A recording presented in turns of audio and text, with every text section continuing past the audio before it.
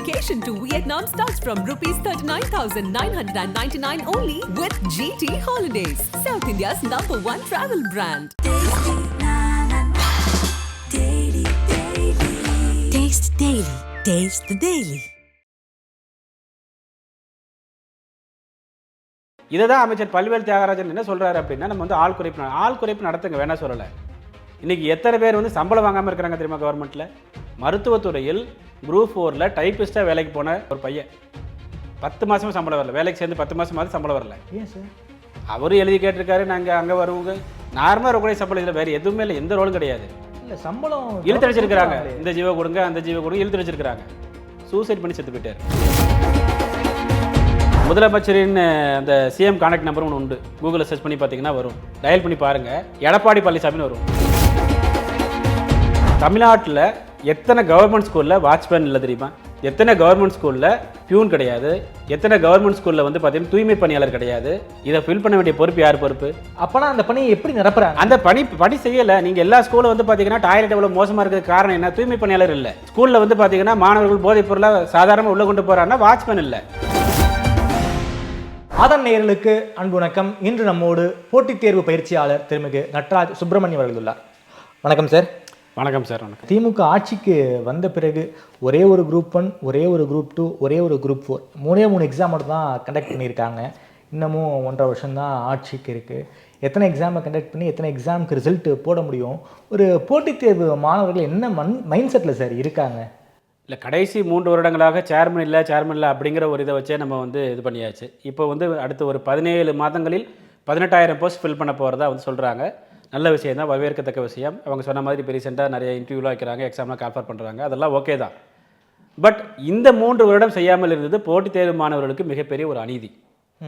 இதை விட இன்னும் பெரிய ஒரு கொடுமை என்ன அப்படின்னா, இன்னும் 4 லட்சம் வேகன்சி இவங்க ஃபில் பண்ண வேண்டியிருக்கு. 4 லட்சம் வேகன்சி இருக்குது. 4 லட்சம் வேகன்சி இருக்குது. அரசாங்கத்தில் 4 லட்சம் வேகன்சி இருக்குது. அமைச்சர் பல்வேல் தியாகராஜன் அவர்கள் வந்து மனிதவளத்துறை மேம்பாட்டு அமைச்சராக இருக்கும் பொழுது அவர் வந்து அந்த சிடிஎஸ் உடைய ஒரு எம்டியை கூப்பிட்டு வந்து பார்த்தீங்கன்னா ஒரு மீட்டிங் நடத்துகிறாரு. கான்ட்ராக்ட் பேசிஸில் அவுட் சோர்சிங் விடுவோம் அப்படின்னு சொல்லிட்டு. இது வந்து குரூப் டி பணிகளுக்கு எஸ்எஸ்சியில் சென்ட்ரல் கவர்மெண்ட்டை பொறுத்தளவு ஒரு தூய்மை பணியாளராக இருந்தாலும் எக்ஸாம் வச்சு தான் அவங்க எடுப்பாங்க. எஸ்எஸ்சி எம்டிஎஸ் நினைக்கிறேன். எம்டிஎஸ். இங்கே தமிழ்நாட்டில் எத்தனை கவர்மெண்ட் ஸ்கூலில் வாட்ச்மேன் இல்லை தெரியுமா? எத்தனை கவர்மெண்ட் ஸ்கூலில் பியூன் கிடையாது? எத்தனை கவர்மெண்ட் ஸ்கூலில் வந்து பார்த்தீங்கன்னா தூய்மை பணியாளர் கிடையாது? இதை ஃபில் பண்ண வேண்டிய பொறுப்பு யார் பொறுப்பு? தமிழக அரசாங்கத்தின் பொறுப்பு. இந்த நமக்கு கேள்விப்பட்ட ஒரு சமீப வருஷமாக வந்து இந்த குரூப் டி, அதாவது நீங்கள் சொல்கிற இந்த பணிகளுக்கு வந்து பெருசாக தேர்வு நடந்த மாதிரியே தெரியலையே சார். தேர்வு நடக்கவே கடந்த 13 வருடங்களாக நடக்கலை. அப்போனா அந்த பணியை எப்படி நிரப்புறாங்க? அந்த பணி செய்யலை. நீங்கள் எல்லா ஸ்கூலில் வந்து பார்த்தீங்கன்னா டாய்லெட் எவ்வளோ மோசமாக இருக்கிறது காரணம் என்ன? தூய்மை பணியாளர் இல்லை. ஸ்கூலில் வந்து பார்த்தீங்கன்னா மாணவர்கள் போதைப் பொருளை சாதாரணமாக உள்ளே கொண்டு போகிறாங்கன்னா வாட்ச்மேன் இல்லை. ஸோ ரீசன் அதுதான். நீங்கள் வந்து ஒரு எமர்ஜென்சி சர்வீஸ்னு இருக்குது, எமர்ஜென்சி டிபார்ட்மெண்ட் இருக்குது. அட்லீஸ்ட் அந்த டிபார்ட்மெண்ட்டுக்காவது குரூப் டி பணியாளர்கள் நீங்கள் நியமிக்கலாம். அதுவும் அதை என்ன பண்ணுறாங்க? அவுட் சோர்சிங் மூலமாக பண்ணுறாங்க. அவங்களுக்கு ஒரு 10,000 சம்பளம் அப்படின்னா ஒரு ஏஜென்சியை ரெக்ரூட் பண்ணி கொடுக்குறான். அவன் மாதம் 2,000 அவன் கமிஷன் எடுத்துகிட்டு போயிடுறான். ஓகே. இன்றைக்கி பிஹெச்டி படித்தவங்களே தூய்மை பணியாளராக வேலை பார்க்குறதுக்கு ரெடியாக இருக்கிறாங்க. வேறு வழி இல்லை, வேலை வாய்ப்பு இல்லை. ஸோ இப்படியே போச்சு அப்படின்னா நடுத்தர வர்க்கம் அப்படிங்கிற வர்க்கம் இல்லாமலே போய் எல்லாருமே வறுமை கோட்டுக்கு கீழே உள்ள வர்க்கம் அப்படிங்கிற மாதிரி போயிடும். இதை தான் வந்து அரசு ஊழியர் சங்க பொதுச் செயலர் சொல்லியிருக்கிறாரு. நீங்கள் எதுக்கு இப்படி பண்ணுறீங்க? ஸோ இப்போ குரூப் டியில் நடந்து இப்போ குரூப் சியில் நடக்க ஆரம்பிச்சிருச்சு. இண்டஸ்ட்ரீஸ் டிபார்ட்மெண்ட்டில் கான்ட்ராக்ட் பேசிஸில் 1 லட்ச ரூபா சம்பளத்துக்கு வேலைக்கு அப்பாயின் பண்ணுறாங்க. அண்ட் அவருடைய முக்கியமான ஒரு கோரிக்கை என்ன அப்படின்னா, ஓய்வு பெற்ற அரசு அதிகாரிகள், ஓய்வு பெற்ற ஐஏஎஸ் அதிகாரிகளை நீங்கள் மறுபடியும் ஆலோசகர்கள் நியமிக்கக்கூடாதுன்னு சொல்லி அவங்க சொல்கிறாங்க. கரெக்டாக இருந்தது. நீங்கள் வந்து ஏடிஎம்கே பீரியடில் 1-2 பேர் அப்பாயின் பண்ணாங்க. இப்போ வந்து பார்த்தீங்க அப்படின்னா, அதாவது பிஜேபி இவங்க குறை சொன்னாங்க. என்ன சொன்னாங்க? நீங்கள் வந்து பேக் டோரில் நிறைய பேர் கொண்டு வரீங்க, ஒரு ஃபினான்ஸ் டிபார்ட்மெண்ட், ஒரு மெடிக்கல் டிபார்ட்மெண்ட்டில் அட்வைசருங்கிற பேரில் கொண்டு வரீங்க. இப்போ இவங்களாம் என்ன பண்ணுறாங்க? கல்வித்துறையில் ஒரு 7 பேர், சமூக நீதித்துறையில் ஒரு 7, சமூக நலத்துறையில் ஒரு 7 பேர், அப்புறம் 9 பேர் வந்து பார்த்தீங்கன்னா இன்னொரு துறை. எல்லா ஓய்வு பெற்ற ஐஏஎஸ் அதிகாரிகளை நீங்கள் தூக்கி உட்கார வச்சோம் அப்படின்னா அங்கே இருக்கிற ஆஃபீஸருக்கு என்ன வேலை? இவங்களுக்குலாம் எவ்வளோ நம்ம சம்பளம்? ஓய்வு பெற்ற ஐஏஎஸ் அதிகாரிகளுக்கு, ஓய்வு பெற்ற ஐஏஎஸ் அதிகாரிகள் விஆர்எஸ் வாங்கினவங்க 1 லட்ச ரூபா சம்பளம். யார் பணம்? ஓகே, பென்ஷன் ப்ளஸ் இது. ஆமாம். இப்போ உதாரணமாக கல்வித்துறையில் ஒருத்தர் இருக்கிறாரு, அது மிகப்பெரிய ஒரு டிபேட் ஆச்சு. அவர் பேர் சொல்ல நான் விரும்பலை. அவர் வந்து நம்முடைய மணிப்பூர் கடை நார்த் ஈஸ்ட்டில் வந்து ஐஏஎஸ் ஆஃபீஸராக ஒர்க் பண்ணார். ஓகே. ஸோ அப்போ வந்து டிஎன்பிசி செக்ரட்டரியாக கூட இருந்தார். ஒரு 3 வருஷம் வந்து டெப்டேஷனில் வந்தார். மறுபடியும் மணிப்பூர் போக ஒரு விருப்பம் இல்லை. அவர் என்ன பண்ணார்? விஆர்எஸ் வாங்கிட்டார். விஆர்எஸ் வாங்கி கல்வித்துறையில் ஒரு டிபார்ட்மெண்ட்டில் அவர் வந்து பார்த்தீங்க அப்படின்னா ஒரு ஹெட்டாக இருக்கிறார். கல்வித்துறையில் மொத்தம் 9 கல்வித்துறையில் 9 டிபார்ட்மெண்ட் இருக்குது, ஓகே 9 விங்கு இருக்குது. அது ஒரு விங்குக்கு அவர் வந்து ஹெட்டு. பட் ஒட்டுமொத்த கல்வித்துறையை அவர் சொல்கிறதான் கேட்கணும். ஏன்னா அவருக்கு மேலே இருக்கிற அதிகாரி சிஎம்க்கு வேண்டப்பட்டவர். இப்போ நான் ஒரு 10-15 ஆலோசகர்களை நான் கையில் வச்சுக்கிருவேன், அதை வச்சு தமிழ்நாடு ஃபுல்லாக நான் வந்து ஹேண்டில் பண்ணுவேன் அப்படின்னா அப்போ நிர்வாக சீர்கேடு இருக்க தான் செய்யும். ஓகே, இதை தான் அமைச்சர் பல்வேல் தியாகராஜன் என்ன சொல்கிறாரு அப்படின்னா, நம்ம வந்து ஆள் குறைப்பு நடத்துங்க வேணா சொல்லலை. இன்றைக்கி எத்தனை பேர் வந்து சம்பளம் வாங்காமல் இருக்கிறாங்க தெரியுமா கவர்மெண்ட்டில்? மருத்துவத்துறையில் குரூப் 4ல் டைப்பிஸ்ட்டாக வேலைக்கு போன ஒரு பையன் 10 மாதமும் சம்பளம் வரல, வேலைக்கு சேர்ந்து 10 மாதமாவது சம்பளம் வரல. ஏன் சார்? அவரும் எழுதி கேட்டிருக்காரு, நாங்கள் அங்கே வருவோங்க. நார்மலாக இருக்கக்கூடிய சம்பளம் இதில் வேறு எதுவுமே இல்லை, எந்த ரோலும் கிடையாது. இல்லை சம்பளம் இழுத்தடிச்சிருக்கிறாங்க, இந்த ஜீவோ கொடுங்க அந்த ஜீவோ கொடுங்க இழுத்தடிச்சிருக்கிறாங்க. சூசைட் பண்ணி செத்து போயிட்டார். ஒரு மாதத்துக்கு முன்னாடி சம்பளம் வரல அப்படிங்கிற ஒரு விரக்தியில் சூசைட் பண்ணி செத்து போயிட்டார். ஸோ அப்போ வந்து இதுக்கு நிர்வாக சீர்கேடுக்கு காரணம் என்ன? 4 லட்சம் பணியிடங்கள் நீங்கள் ஃபில் பண்ணாமல் வச்சிருக்கீங்க. நீங்கள் சொல்லும் போது எனக்கு வந்து ஒரு சின்ன கேள்வி வருது சார். குரூப் டிக்கு வந்து அவுட் சோர்சிங் பண்ணிக்கிறாங்க, நமக்கு வெளிப்படையாகவே தெரியுது. குரூப் சி அதாவது குரூப் 4 பணியிடங்களுக்கு இப்போ அவுட் சோர்சிங் வந்தாச்சு, மைண்ட் செட்டுக்கு வந்தாச்சு. நாங்கள் அரசாங்கம் வரும்பொழுது என்ன பண்ணோம், நாங்கள் ஒவ்வொரு பிடிஓ ஆஃபீஸ்லையும் ஒவ்வொரு சட்டமன்ற அலுவலகத்துலையும் தமிழுக்குன்னு ஒரு டிபார்ட்மெண்ட்டை உருவாக்கி தமிழ் படித்தவங்களாம் நியமிக்கிறோன்னு சொன்னாங்க. இன்னைக்கு வந்து 234 சட்டமன்ற சிறப்பு அலுவலரா பணிக்கு பேர் என்ன பண்ணாங்க? ஒன்றும் பண்ணலையே.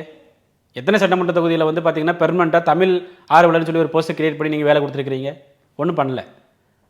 4 லட்சம் வேகன்சி அப்படின்னா அதில் ஒரு 70% உங்களுக்கு வந்து ஒரு 3 லட்சம் வேகன்சி வரைக்குமே வந்து சிடி பணியாளர்கள் தான். அந்த சிடி பணியாளர்கள் இல்லாமலே கவர்மெண்ட் எப்படி ரன் பண்ண முடியும்? கோயிலில் வேலை பார்க்கக்கூடிய ஒரு எக்ஸிக்யூட்டிவ் ஆஃபீஸர் 10 கோயிலுக்கு இன்சார்ஜ். ஓகே, ஒரு வில்லேஜ் அட்மினிஸ்ட்ரேட்டிவ் ஆஃபீஸர் 10 வில்லேஜுக்கு இன்சார்ஜ். எப்படி சார் ஒவ்வொரு நாளைக்கு ஒவ்வொரு கிராமத்துக்கு போக முடியுமா? ஒரு வேலையை அவங்களால ஒழுங்காக பண்ண முடியாது. ஒரு வில்லேஜ் கூட அவங்களால ஒழுங்காக கவனிக்க முடியாது. ஆனால் வந்து கலெக்டர் ஆஃபீஸில் மீட்டிங் இருக்கும், தாலுகா ஆஃபீஸில் மீட்டிங் இருக்கும், ஆர்டிஓ ஆஃபீஸில் மீட்டிங் இருக்கும். எங்கே போவாங்க? ஸோ இங்கே மக்கள் பணி தேக்கம் அடைஞ்சிருக்கு. மக்கள் பணி முழுவதுமாக தேக்கமடைந்திருக்கிறது. இது அரசாங்கத்துக்கு தெரியும். அதாவது ஆரம்பத்திலே இது கட்டுப்படுத்தி 10 கிராமத்துக்கு ஒரு விஓ அப்படின்னா அந்த 10 கிராமத்தில் ஏகப்பட்ட பட்டா மாறுதல், அதே போல பிறப்பு சான்றிதழ், இறப்பு சான்றிதழ் எல்லாம் இருக்கு. அது போக இவங்க வாரம் ஒரு ஸ்கீம் இம்ப்ளிமெண்ட் பண்ணுவாங்க, அந்த ஸ்கீமையும் போய் பார்க்கணும். ஸோ அப்படின்னா இங்கே இருக்கக்கூடிய குரூப் 4 அதிகாரிகளுக்கு வந்து ஒரு மிகப்பெரிய ப்ரெஷரில் இருக்காங்க, ஒர்க் ப்ரெஷரில் இருக்காங்க. கண்டிப்பாக இன்னைக்கு வந்து பார்த்தீங்க அப்படின்னா நீங்கள் வந்து சமுதாயத்தில் வந்து சமுதாய சீர்கேடு நிறைய நடந்திருக்குது. உதாரணமாக போதைப் பொருள்.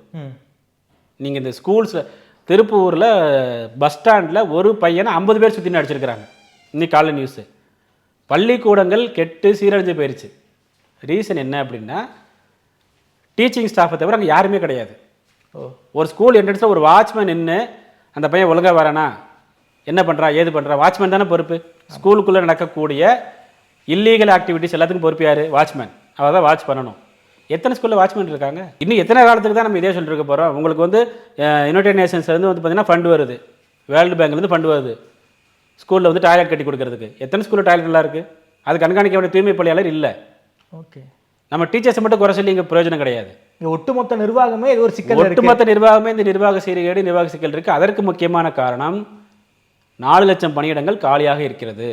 4 லட்சம் பணியிடங்களை ஃபில் பண்ணாமல் இவங்களுக்கு வேண்டப்பட்ட ஆஃபீஸர்ஸ், ஓய்வு பெற்ற ஐஏஎஸ் அதிகாரிகளை, ஆலோசகர்களாக ஒரு துறைக்கு நீங்கள் அப்பாயின்ட் பண்ணுறீங்களா? அப்போ அந்த துறைக்கு செக்ரட்டரியாக இருக்கிறாரு, அந்த துறைக்கு டைரக்டரையாக இருக்கிறாரு, அந்த துறைக்கு அடிஷனல் டைரக்டர்ஸையாக இருக்கிறாங்க, அண்ட் ஒவ்வொரு மாவட்ட அளவில் உதவி இயக்குநர்களையாக இருக்கிறாங்க. எதுக்கு தேவையில்லாமல் ஆலோசகர் புதுசாக ஒரு போஸ்ட்டை கிரியேட் பண்ணி இவங்களை வந்து உட்கார வச்சு மாதம் 1 லட்ச ரூபா சம்பளம் கொடுத்து, இவர்கள் ஒழுங்காக ஐஏஎஸ் அதிகாரிகள் இருக்கும்போது, செயலாளராக இருக்கும்போது ஒழுங்காக வேலை பார்த்துருந்தா இப்போயே ஆலோசனை கொடுக்கணும், தேவையில்லையே உங்களுக்கு. ஓகே, அப்படி இருக்கும் பொழுது அரசாங்கத்தை பொறுத்தளவு வந்து பார்த்தீங்கன்னா ஒரு 10-15 ஆஃபீஸர் கண்ட்ரோலில் அரசாங்கம் செயல்படுகிறது. இதைத்தான் வந்து அரசு ஊழியர் சங்க பொதுச் செயலாளர் அவர்கள் சொல்கிறாரு. அவர் கடுமையாக குற்றம் சாட்டுறாரு. ஓகே சார், 4 லட்சம் வேக்கன்சி காலியாக இருக்குது அப்படின்னா அரசு நிர்வாகம் எப்படி சார் இயங்கும்? அரசு நிர்வாகம் இயங்காது, அரசு நிர்வாகம் இயங்கவில்லை. அதுதான் இங்கே உண்மை. அரசு நிர்வாகத்தை பொறுத்தளவு வந்து பார்த்தீங்க அப்படின்னா எந்த வேலையும் குறித்த காலத்துக்கு நடைபெறுவது கிடையாது. எல்லாம் போஸ்ட்பாண்டு தான். இன்றைக்கி ஒரு வேலை ஆரம்பிக்கிறோம், இன்றைக்கி ஒரு வேலை சிஎம் அனௌன்ஸ் பண்ணுற, நீங்கள் ஒன்றும் கிடையாது. சிஎம் வந்து ஒரு ஆன்லைனில் அப்ளை பண்ணி வீடு கட்டிக்கலாம், ஒரு வீடு கட்டும் திட்டம், நீங்கள் வந்து அப்ரூவலுக்கெல்லாம் அலைய தேவையில்லை. இது சொன்னது எப்போ தெரியுமா? பிப்ரவரி மாதம். இம்ப்ளிமெண்ட் ஆனது ஆகஸ்ட் 15. இது சிஎம் உடைய அனௌன்ஸ்மெண்ட்டு. சிஎம் அனௌன்ஸ் பண்ணது பிப்ரவரி சொன்னது 15 ஆகஸ்ட் மாதம் ஒரு 15க்கு மேலே தான் வந்து பார்த்தீங்கன்னா இது இம்ப்ளிமெண்ட் ஆகுது. ஆகஸ்ட் மாதம் 15க்கு மேலே தான் இதுக்குன்னு ஒரு வெப்சைட் கிரியேட் பண்ணி இன்னைக்கு வந்து ஆன்லைனில் அப்ளை பண்ணிக்கலாம். ஓகே. இல்லைன்னா என்ன தெரியுமா ஆகும், இங்கே லோக்கலில் இருக்கக்கூடிய கவுன்சிலர் எல்லாம் எனக்கு இவ்வளோ பணம் கொடு, 5 லட்சம் கொடு, 10 லட்சம் கொடு சொல்லி நம்ம வீடு கட்ட வச்சிருக்கிற பணத்தை அவங்க லஞ்சமாக வாங்கிட்டு போயிருப்பாங்க. இது ஒரு நல்ல விஷயம் சிஎம் பண்ணியிருக்கிறாரு, வரவேற்கிறோம். ஆனால் வெப்சைட் கிரியேட் பண்ணவே இத்தனை மாதம் ஆயிருக்கு. அனௌன்ஸ் பண்ணது பிப்ரவரி, 5 மாதம் ஆயிருக்கு. 5 மாதம் கேட்டால் நீங்கள் எலெக்ஷன் சொல்லி சொல்லுவீங்க. ஓகே, எலெக்ஷன் இருக்கட்டும். எலெக்ஷன் கோட் ஆஃப் கண்டக்ட் வந்து 1 மாதம் தான் இருந்துச்சு. ரெமினிங் நீங்கள் ஸோ சிஎம் உடைய சிறப்பான திட்டங்கள் கூட மக்களுக்கு அவங்க கைக்கு போய் நல்ல விஷயமா சேர்றதுக்கு நிறைய இடையூறுகள், அந்த அளவுக்கு பற்றாக்குறை இருக்கு. ஆள் பற்றாக்குறை. முதலமைச்சரின் அந்த சிஎம் கான்டாக்ட் நம்பர் ஒன்று உண்டு, கூகுளில் சர்ச் பண்ணி பார்த்தீங்கன்னா வரும். அது நீங்கள் வந்து டயல் பண்ணி பாருங்கள், எடப்பாடி பழனிசாமின்னு வரும். ஓப்பன் பண்ணி டயல் பண்ணி பாருங்கள். ஓகே. ஹிந்து பேப்பரில் வந்த ஒரு ஆடு, அதில் வந்து நம்ம சிஎம் யாரோட கான்டாக்ட் பண்ண ஒரு நம்பர் கொடுத்துருக்காங்க.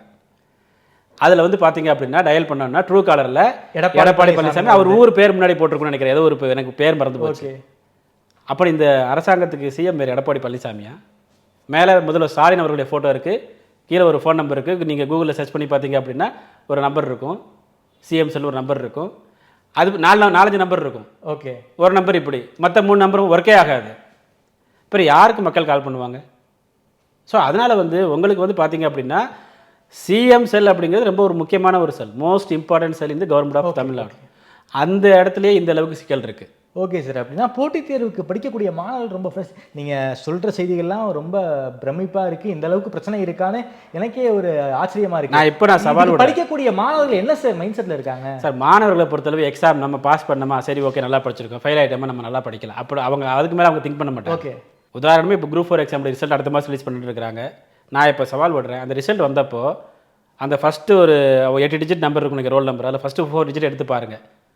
நிறைய இடங்களில் வந்து பார்த்தீங்கன்னா ஒரு இப்போ 5000 பேருக்கு சப்போஸ் லிஸ்ட் ரிலீஸ் பண்ணுறாங்கன்னா ஒரு 1000-2000 மினிமம் ஒரு 1000 நம்பர் வந்து ஃபஸ்ட்டு 4 டிஜிட் ஒன்றா தான் இருக்கும். அதை வச்சு கூட உங்களுக்கு டவுட் வராது. நீங்கள் என்றைக்கு ஊழலை தடுக்கிறதுக்கு நீங்கள் மனசு வைக்கணும். ஓகே. 2019 குரூப் 4 எக்ஸாம் ஊழல் நடந்துச்சு, முக்கிய குற்றவாளி இது வரைக்கும் ஏன் அரெஸ்ட் பண்ணல, சிபிஐட்ட கொடுங்கன்னு சொல்லி சொன்னாங்க. சரி ஓகே, நேரம் முடிச்சிருக்கலாமே. அடுத்து ஒரு குரூப் 4ல் ஊழல் வந்ததுக்கப்புறம் தான் இதை நீங்கள் அரெஸ்ட் பண்ணுவீங்களா? ஸ்டூடெண்ட்ஸ் வந்து பார்த்தீங்க அப்படின்னா அவங்க மனசே மாறிடுச்சு, படித்தா வேலை கிடைக்காதப்பா, எதாவது பண்ணாதப்பா வேலை கிடைக்கும், ஸ்டூடெண்ட்ஸ் மனசே மாறிடுச்சு. அந்த அளவுக்கு பசங்கள் மனசை மாற்றி விட்ட பெருமை வந்து டிஎன்பிசிக்கு தான் சார். ஸோ இன்றைக்கி ஒரு சேர்மன் வந்திருக்கிறாரு, அவர் புதுசாக ஒரு சேர்மன் ரொம்ப நேர்மையான மனிதர், நல்லது பண்ண நினைக்கிறாரு அப்படின்னா ஊழலை தடுக்க வேண்டும், வெளிப்படைத்தன்மையை உருவாக்க வேண்டும், டிரான்ஸ்பரன்சி கண்டிப்பாக வேணும். இன்றைக்கி நான் ப்ரிலிமினரி எக்ஸாம் ரிசல்ட் பப்ளிஷ் பண்ணுறேன்னா இதுக்குன்னா ஆன்சர் கீ வெப்சைட்டில் அப்லோட் பண்ணிக்கேன், பார்த்துக்கோ, யாருக்குன்னா டவுட்டு என்ன டவுட்னு கேளு, இதான் ஒரு ரிசல்ட்டு, நீ இவ்வளோ மார்க் எடுத்திருக்க, ஓப்பன் அனௌன்ஸ் பண்ணுறதுக்கு என்ன வந்துச்சு? டிரான்ஸ்பரன்சி இருந்தால் அதை பண்ணலாமே. எதையோ மூடி மறைச்சு கோர்ட்டில் ஜட்ஜு கேட்குறாருங்கிறதுக்காக நீங்கள் அவசரமாக ரிசல்ட் போடுறது அப்படிங்கிறது நீங்கள் செய்த தவறை மறைப்பதற்காக இன்னொரு தவறு செய்கிறீர்கள். டிஎன்பிசியில் நடக்கக்கூடிய பல்வேறு நிர்வாக சீர்திருத்தங்களை பற்றி ரொம்ப விவரமாக பேசியிருக்கீங்க. கேட்கனுடைய காதுகளுக்கு இது எட்டும்னு நம்புகிறேன். நேரம் கொடுத்து பேசியதுக்கு நன்றி நட்ராஜ் சார். நன்றி.